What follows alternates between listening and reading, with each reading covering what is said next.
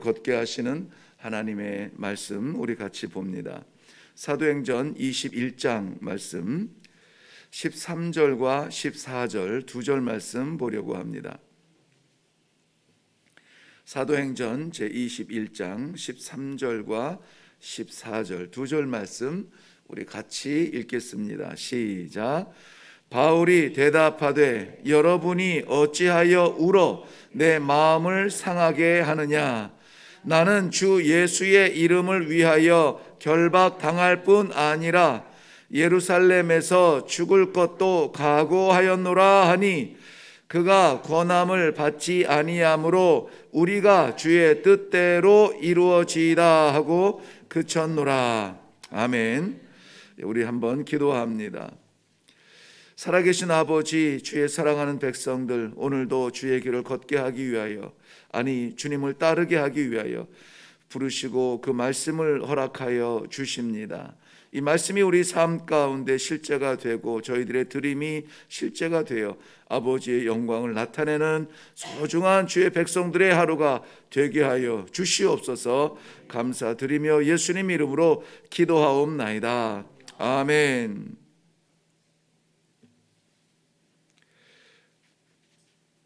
성경을 읽으면 읽을수록 은혜가 되는 부분이 있습니다. 모든 말씀이 나의 연약함을 채우시는 아버지의 능력이 됨을 인하여 은혜가 되지만, 무엇보다 저는 개인적으로 성경에 기록된 일들이 실제적으로 나타나는 것이 은혜가 돼요.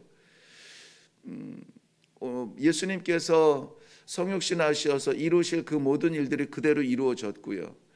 그리고 언약하신 그의 백성들이 그의 길을 따를 수 있도록 길이 열린 것이 그대로 됐고요.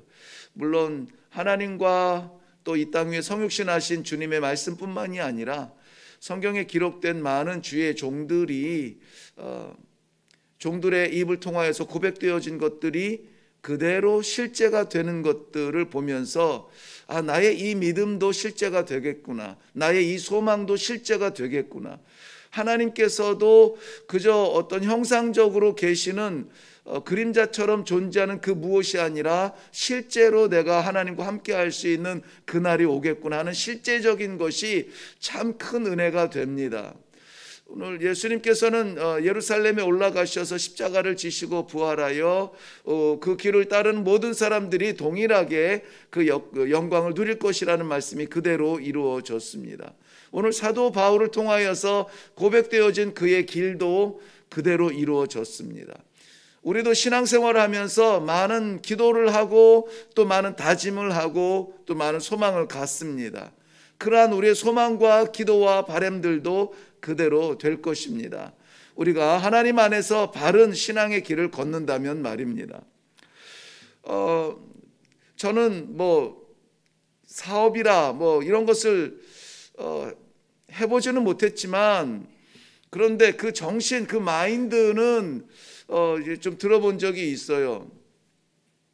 친구를 통해서도 들었습니다마는 가장 작은 것을 투자해서 가장 큰 것을 얻는 것, 이것이 어떤 기업하는 사업하는 사람들의 성공 요소라고 하더라고요.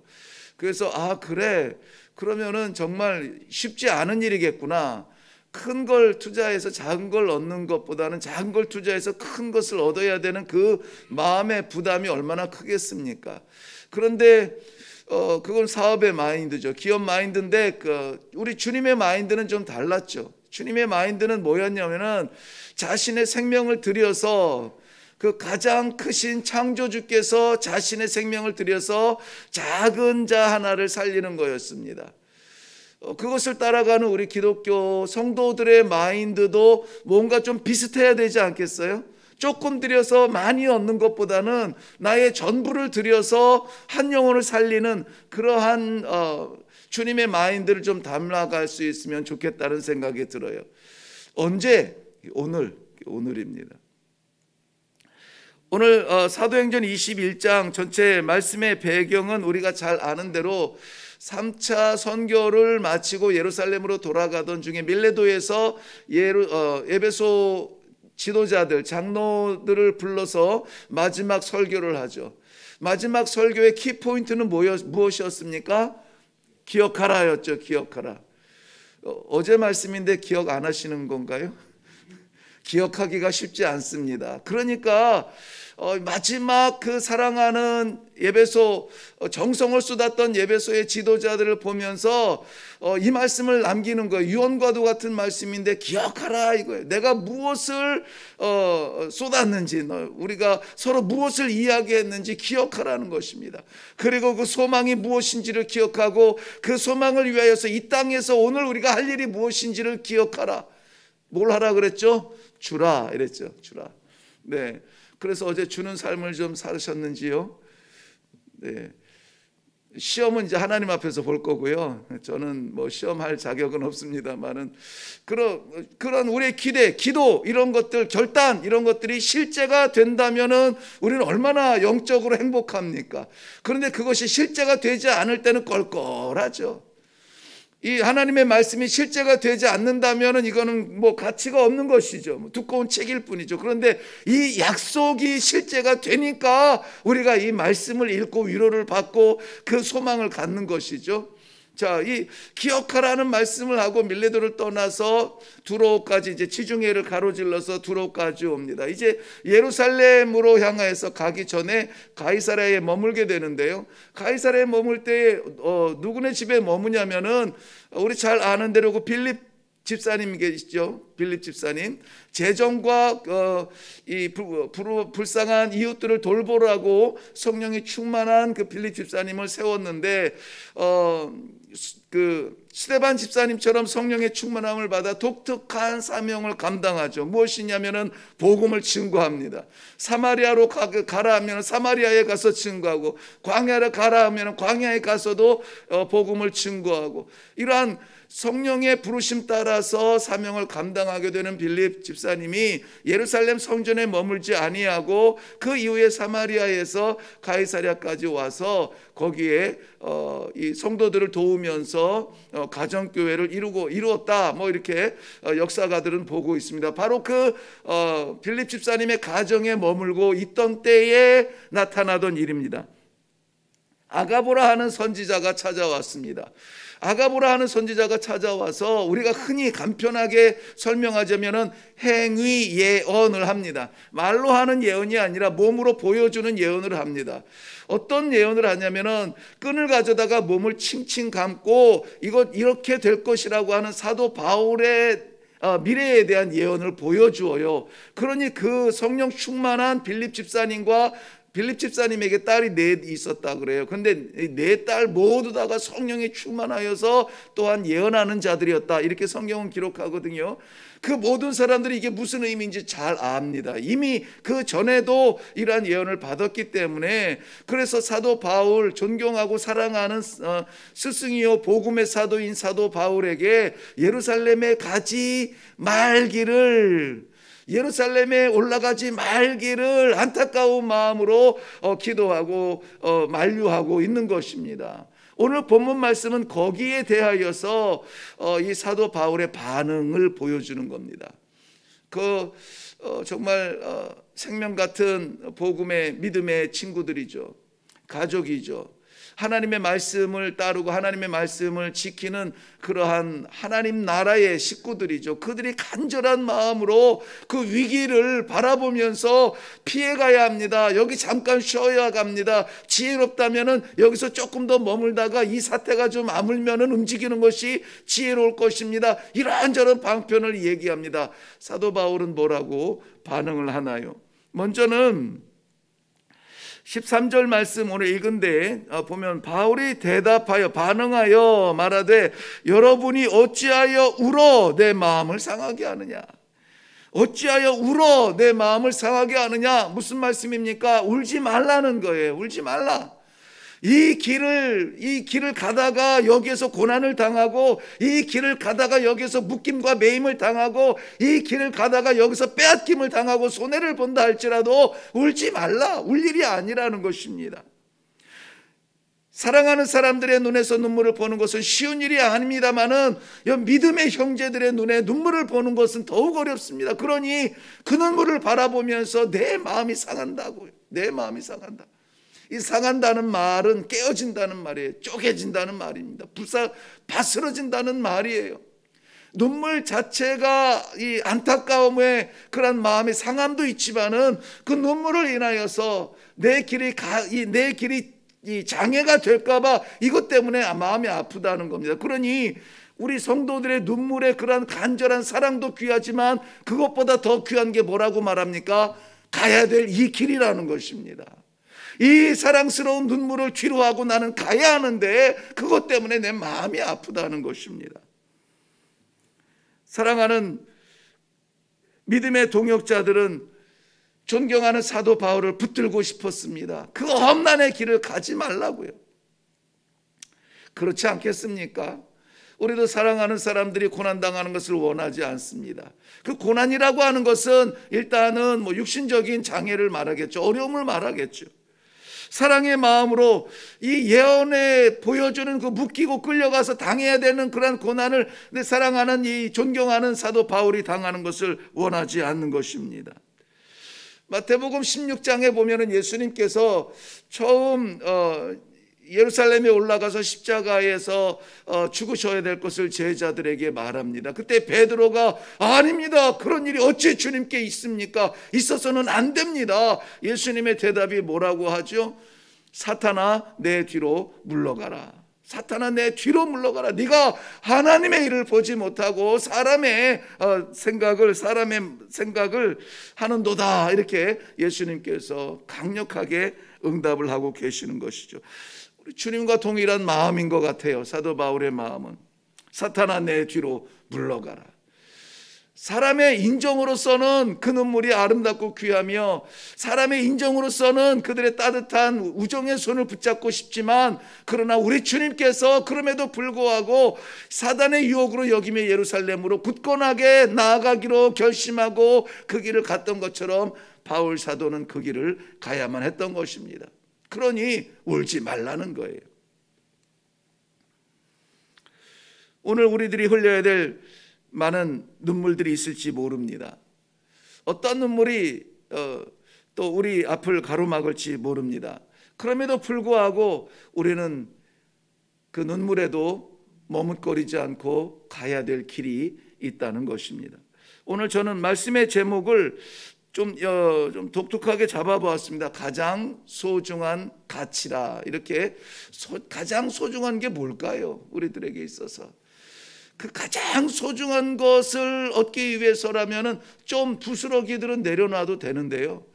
우리들에게 있어서 부스러기는 무엇이며 가장 소중한 것은 무엇일까? 무엇을 빼앗고 무엇을 페이하더라도 무엇을 지출하더라도 반드시 지켜야 되는 그것은 무엇일까 하는 것이죠. 사랑과 우정의 이 눈물을 뒤로 하고도 굳건하게 가야 될 그 길은 어떤 길이었을까? 사도 바울의 마음을 보면 우리 주님의 마음이 보이고요. 우리 주님의 마음을 보면 우리들에게 기대하시는 하나님의 마음이 보입니다. 사도 바울이 그 눈물을 뒤로 하고 기어이라도 이 길을 가야만 했던 그 소중한 길을 걸어야만 했던 그 뜻이 그 이유가 있었습니다. 무엇이냐면은 우리 주 예수 그리스도의 이름을 위하여. 오늘 본문에 보면은 그렇게 기록이 되어져 있습니다. 어찌하여 울어 내 마음을 상하게 하느냐? 나는 주 예수의 이름을 위하여 결박당할 뿐 아니라 예루살렘에서 죽을 것도 각오하였노라. 자신의 생명을 내려서라도 다짐하고 각오하고 이루고 싶은 것이 있는데 그것이 무엇이냐? 예수 그리스도의 이름이라는 것입니다. 오늘 무엇을 위하여 살겠습니까? 오늘 소중한 약속이 있습니까? 약속에서 얻을 아주 이 소중한 또 이익이 있습니까? 유익이 있습니까? 오늘 우리가 쉼으로 인하여서 얻을 무엇이 있습니까?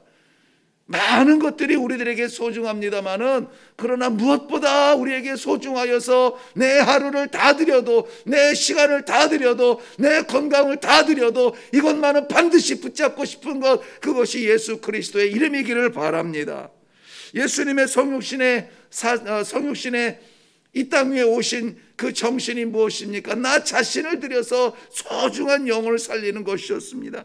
누가복음 19장 10절 말씀에 보면 잃어버린 자를 찾아 구원하는 것이 나의 소중한 사명이었다. 예수님은 다른 거 보이지 않았어요. 부귀영화가 보이지 않았습니다. 안전하고 평안한 자리가 보이지 않았습니다. 피할 길이 보이지 않았습니다. 사람에게 환대받고 왕으로 우리의 주님이 우리의 왕이 되어 주십시오. 그러한 아주 엄청난 명예로운 초대가 눈에 보이지 않고 귀에 들리지 않았습니다. 예수님의 눈은 그저 잃어버린 자를 찾아서, 예수님의 온 심령은 그저 잃어버린 자를 찾아서, 상처받고 외면당하고 고독하게 홀로 있는 그들을 찾아서 구원하시는 것이 예수님의 일편단심 한 마음으로 바라보는 것이었습니다. 예수님께서는 섬김을 받으려 하지 아니하고 섬기려 오셨다고 말씀하고 있습니다. 요한복음 10장 10절 말씀에는 양으로 생명을 얻게 하고 더 풍성히 얻게 하기 위하여 내가 왔다. 내가 갈 것이다. 오늘 우리의 삶의 목적은 무엇을 위해서 있을까요? 무엇을 얻을까요? 저는 가장 소중한 것을 오늘 반드시 붙잡으시기를 주님의 이름으로 축원합니다. 우리에게 가장 소중한 것 10가지를 손가락으로 소중한 것을 뽑아도 그 10가지를 다 내려놓고라도 붙잡고 싶은 최고의 것, 예수 그리스도의 이름을 인하여서 오늘 우리가 파송받으며 보냄받고 쓰임받기를 주님의 이름으로 축원합니다. 그것을 위하여서 사도 바울은 예루살렘에서 죽을 것도 각오하였다. 순교도 각오했다는 거예요. 순교도 각오했다. 지금 이 시대에 정말 이것은 소설 같은 이야기죠.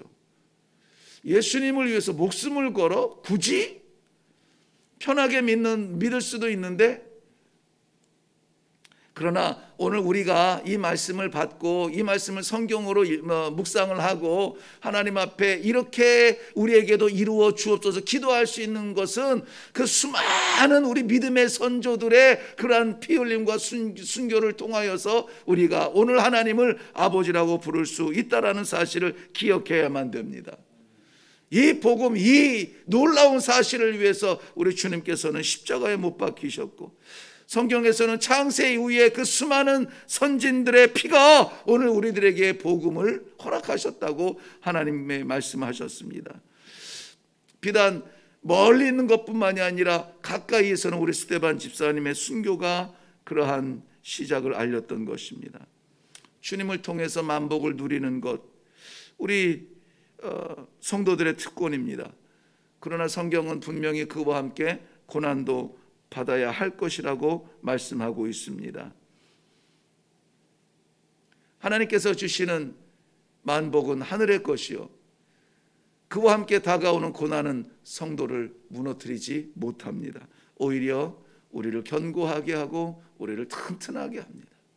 사도 바울을 무너뜨리고 스데반 집사님을 넘어뜨려도 교회가 무너지지 않았습니다. 더욱 든든하여서 오늘날 온 세계를 덮는 하나님의 복음의 선포자들이, 증인들이 다 되었다는 사실을 기억하시기를 바랍니다. 오늘 우리들에게 있는 건 나머지가 아니라 소중한 것을 들여서 가장 소중한 주 예수 그리스도의 이름이 빛나는 성도의 복된 삶을 사시기를 주님의 이름으로 축원합니다. 기도하겠습니다. 하나님 아버지 감사합니다. 우리에게 오늘도 우리에게 누릴 수 있는 이 만복을 허락하여 주시니 감사합니다. 우리의 수고와 우리의 땀이라면 내 것이라 말하겠지만 우리 하나님께서 허락하여 주신 기회요 축복이라니 하나님 앞에 감사하며 주 앞에 영광 올려드립니다. 주여, 성도들의 삶의 열매를 받아 주시옵소서. 오늘도 허락하여 주신 많은 것들을 드려서 우리 하나님 아버지 그 이름을 빛내며 그 복음을 완수하며 하나님 아버지께서 맡기신 사명을 이루기를 원합니다. 주의 백성들을 파송하여 주시고 삶의 자리자리마다 하나님의 놀라운 역사, 그 열매들이 주렁주렁 메어 달리는 복된 하루가 되게 하여 주시옵소서. 감사드리며 예수님의 이름으로 기도하옵나이다. 아멘. 네, 오늘 우리가 이것을 위해서 기도하기를 원합니다. 나의 가장 소중한 것이 무엇인지 다시 한번 정리하게 하시고 덜 소중한 것을 위해서 가장 소중한 것이 잊혀지는 미련한 자가 되지 않고, 하나님께서 맡기신 이 모든 기회를 들여서 가장 소중한 그 이름 예수 그리스도를 빛내는 그런 일에 사용되게 하여 주시옵소서. 주님, 내가 여기 있습니다. 나를 보내소서. 주의 구원을 선포하며 주의 구원을 위하여서 어린 영혼, 어린 잃어버린 양 하나 찾아 우리 하나님 아버지 기쁨이 되게 하는 그런 일에 쓰임받는 종들이 되게 하여 주시옵소서. 오늘 이것을 소망하며 그것이 실제가 되어서 오늘 우리 삶 가운데 나타날 것을 바라보며 우리 다 같이 이 시간에 기도하고 그 삶의 현장으로, 사역의 현장으로 내려가도록 하겠습니다. 우리 다 같이 기도하겠습니다. 살아계신 아버지, 은혜를 감사합니다.